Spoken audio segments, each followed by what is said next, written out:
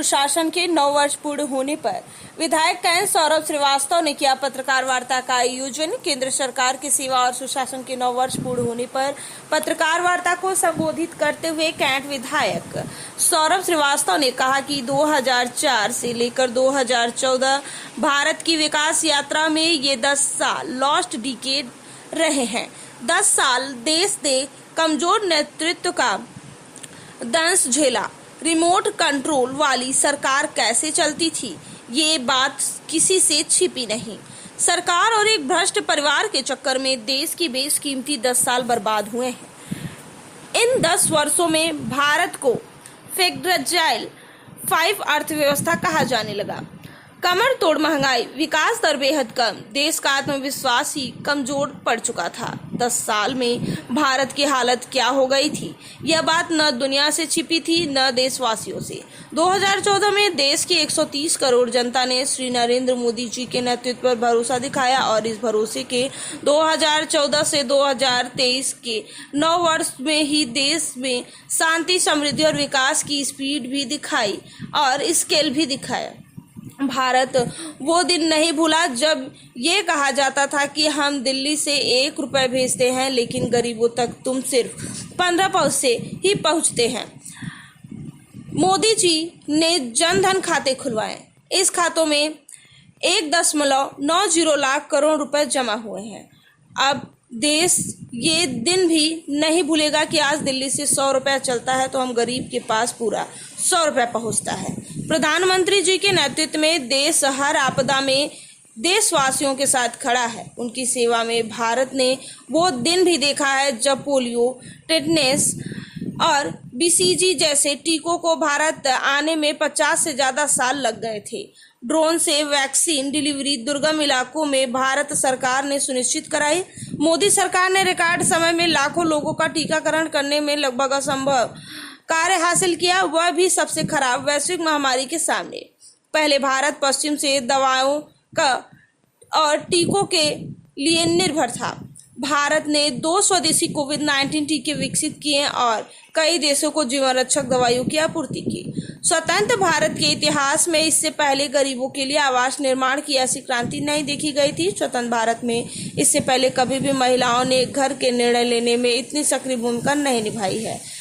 घर घर जल पहुंचने से कितने लोगों को हुआ। पहले जो बेटियां दूर पानी लाने के लिए जाती थी, अब वो अपनी पढ़ाई को समय दे पा रही हैं क्योंकि अब उन्हें पानी लाने के लिए नहीं जाना पड़ता। शौचालय के निर्माण से महिलाओं के प्रति अपराध घटे, बीमारियों से दूरी बढ़ी और पर्यावरण को भी पहुंच रहा है लाभ। अब महिलाओं की मूल जरूरत शौचालय उनके पास है। सामाजिक अपराध घटे हैं। साल 2019 से पहले महज 3.23 करोड़ परिवारों तक टैप वाटर कनेक्शन था। घर में काम जल्दी होने से अब महिलाओं के पास अपने लिए समय है।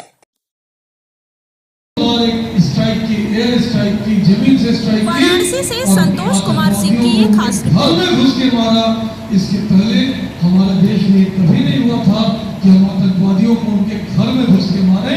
ये मोदी जी की सरकार ने किया और आतंकवाद की पूरे देश में कमर तोड़ कर रख दी।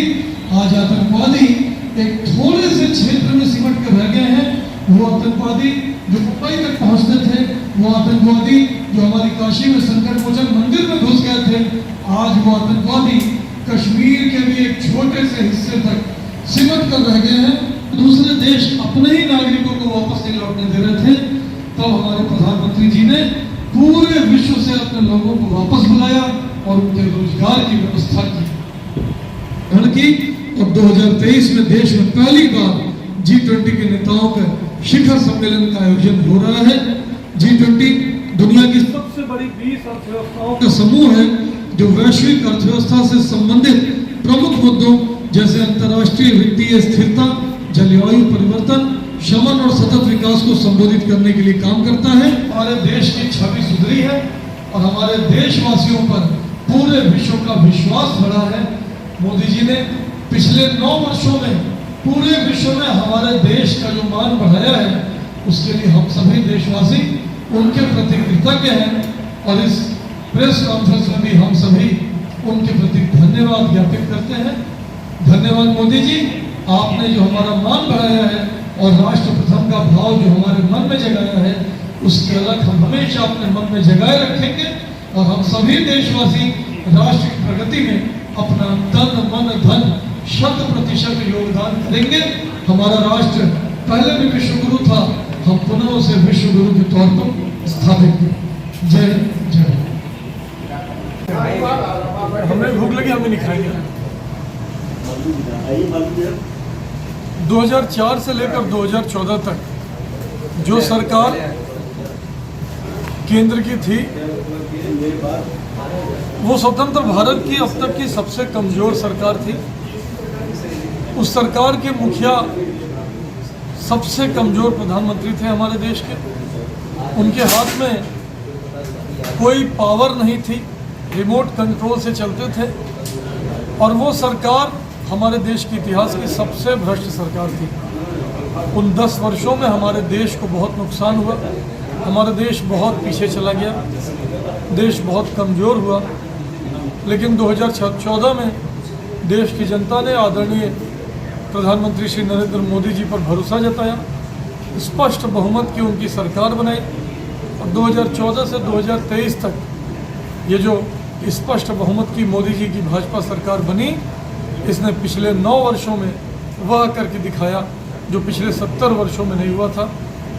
हमारे देश की अर्थव्यवस्था सुधरी, अर्थव्यवस्था में आगे बढ़े, हमारे देश की सुरक्षा व्यवस्था मजबूत हुई, हमारे देश के इंफ्रास्ट्रक्चर मजबूत हुए, शिक्षा व्यवस्था में सुधार हुआ, स्वास्थ्य सेवाओं में सुधार हुआ। हर पूरे विश्व में हमारे देश का मान बढ़ा और ये सब आदरणीय प्रधानमंत्री श्री नरेंद्र मोदी जी ने किया। यह प्रेस वार्ता इन्हीं 9 वर्षों की उपलब्धियों को बताने के लिए थी। हमने अपनी सरकार की 9 वर्षों की उपलब्धियों को आपके समक्ष रखा है और हम चाहते हैं कि आपके मार्फत देशवासियों तक इस विकास यात्रा का लेखा जोखा पहुँचे कि किस तरह से हमारा देश पिछले 9 वर्षों में मजबूत हुआ है। विधायक जी, आज आप बीजेपी सरकार के 9 साल की जो उपलब्धियों को गिना रहे हैं, वहीं बात करें विपक्षी की, बसपा सुप्रीमो मायावती ने आज एक बयान दिया है कि बीजेपी और कांग्रेस हिंदुत्व की सॉफ्ट राजनीति करती है। इस पर आपको क्या कहना है? देखिए, हम हिंदुत्व को लेकर राजनीति नहीं करते। हम हमारे धर्म के प्रति, हमारी एक जीवन पद्धति के प्रति, हिंदू जीवन पद्धति है, उसके प्रति जो हमारे दायित्व हम उनको पूरे करते हैं। किसी को पसंद आएंगे, किसी को नहीं पसंद आएंगे, जिनको नहीं पसंद आएंगे जनता उनसे समझेगी। हम तो अपना दायित्व निभा रहे हैं। राम मंदिर जन भावना थी बनना, यही विपक्षी नारे लगाते थे, मंदिर वही बनाएंगे पर तिथि नहीं बताएंगे। आज हमने तिथि बताई, आज हम मंदिर बना रहे हैं, बहुत शीघ्र राम मंदिर बन के तैयार हो जाएगा। काशी विश्वनाथ धाम परियोजना आपके सामने आएगी, बहुत ही अच्छी परियोजना है हमारी काशी के लिए। मणिकर्णिका घाट एक ऐसी जगह है जहां मुझे लगता नहीं कि आज तक कोई बुझी हुई चिता रही हो, एक न एक चिता हमेशा ही वहां जलती रहती है। ऐसे एक स्थल का विकास किया जाना ये भारतीय जनता पार्टी के शासनकाल में ही संभव है और किसी पार्टी और कोई पार्टी तो ये सोचेगी।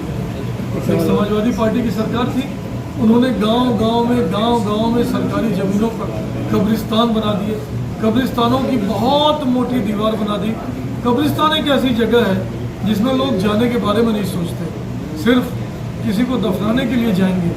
कब्रिस्तान की ज़मीन कौन कब्जा करने जाएगा, किसका दिमाग खराब है? पर कब्रिस्तानों की कब्जा न, उन्होंने एक ही विकास कार्य किया, 2 ही विकास कार्य किया सपा की सरकार ने। एक वो सैफई महोत्सव और दूसरा कब्रिस्तानों की बाउंड्री में, और कुछ उन्होंने नहीं किया।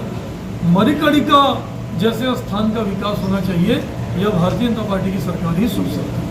क्या लगता है कि इस बार ओम प्रकाश राजभर भी भारतीय जनता पार्टी के गठबंधन में आएंगे? क्योंकि देखा जा रहा है कि अभी प्रदेश अध्यक्ष भी पहुंचे थे उनके सुपुत्र की शादी, आशीर्वाद देने के लिए शादी जो हुई है। देखिए, शादी ब्याह, तेरही बरही छठी, इसे राजनीति से जोड़कर नहीं देखा जाना चाहिए।